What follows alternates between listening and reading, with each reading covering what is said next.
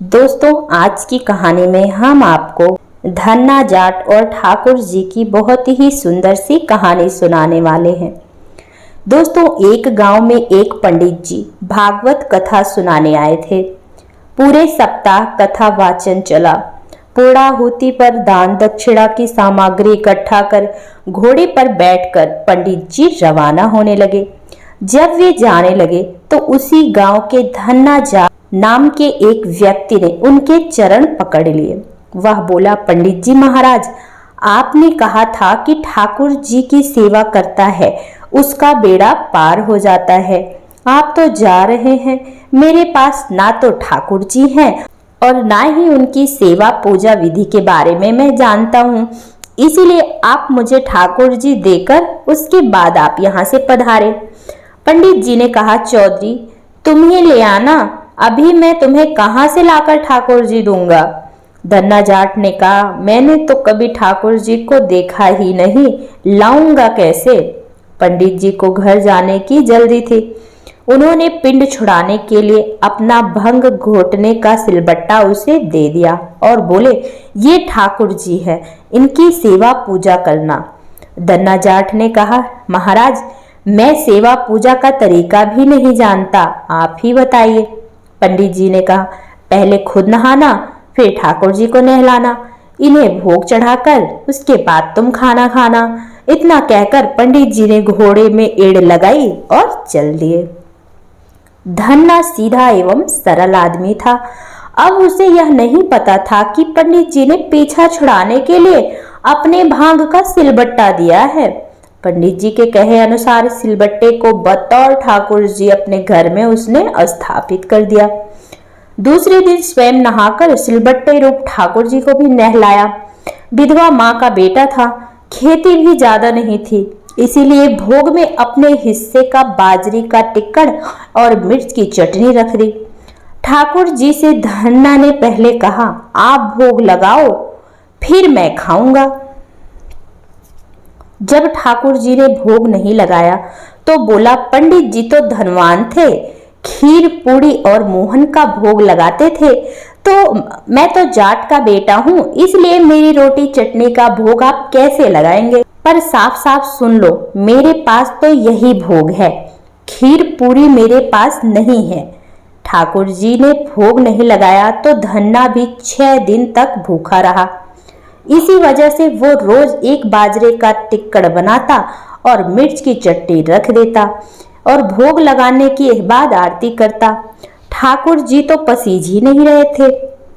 छठे दिन बोला, ठाकुर जी चटनी रोटी खाते क्यों शर्माते हो? आप कहो तो मैं आंखें मूंद लूं, फिर खा लो। ठाकुर जी ने फिर भी भोग नहीं लगाया। धन्ना भी भूखा प्यासा था। 7वें दिन धन्ना जाट बुद्धि पर उतर आया।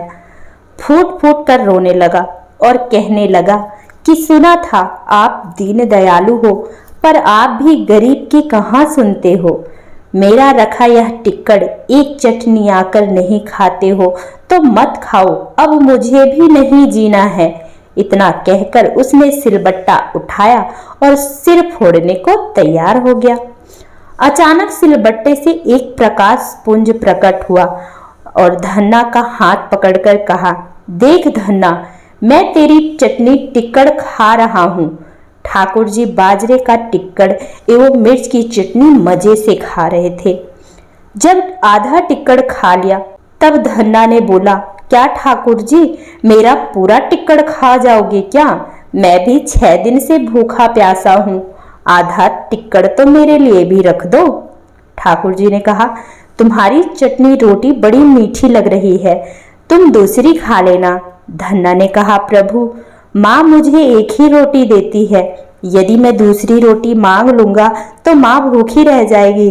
प्रभु ने कहा, फिर ज्यादा क्यों नहीं बनता? इस पर धन्ना ने कहा, खेत छोटा सा है और मैं अकेला। ठाकुर जी ने कहा, नौकर रख ले।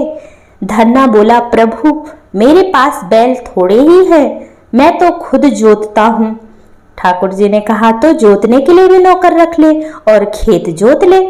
धन्ना ने कहा, प्रभु आप तो मेरी मजाक उड़ा रहे हो, नौकर रखने की हैसियत हो तो 2 वक्त की रोटी ही खा ले हम माँ बेटे। इस पर ठाकुर जी ने कहा, चिंता मत कर, मैं तेरी मदद करूंगा। दोस्तों, कहते हैं तब से ठाकुर जी ने धन्ना का साथी बनकर उसकी मदद करनी शुरू कर दी।